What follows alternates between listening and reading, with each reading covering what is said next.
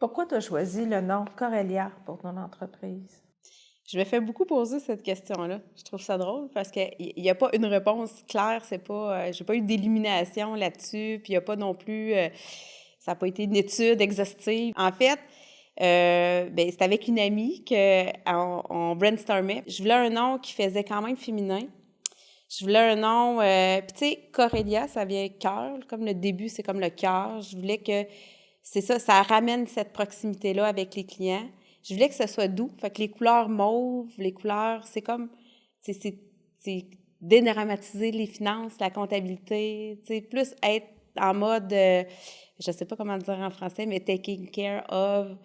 Il y a vraiment une énergie au travers de ça que moi, je trouve dans le domaine de la comptabilité et des finances, c'est très masculin.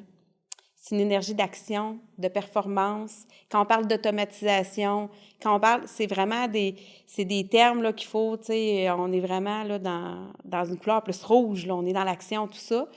Mais Corelia, c'est un cabinet qui s'adresse aux gens. C'est-à-dire que si moi, là, je me prends une application, je le mets sur mon téléphone, bien, c'est pas vrai qu'en une minute, je vais le comprendre, je vais l'utiliser, puis je vais avoir changé toutes mes habitudes, là. Moi, je ne suis pas comme ça. Par contre, nous, on est là, on automatise, on utilise des outils, mais on s'adapte à l'être humain, à la personne qui est là. Parce qu'on veut, c'est qu'elle l'utilise, puis qu'elle soit contente de l'utiliser, puis qu'elle comprenne pourquoi elle l'utilise. Donc, il y a une approche qui est vraiment plus en douceur sur l'humain. Puis c'est ça que ça représente, le nom, la couleur, le logo. Ça nous représente dans cette entièreté-là, dans cet accompagnement-là avec nos clients.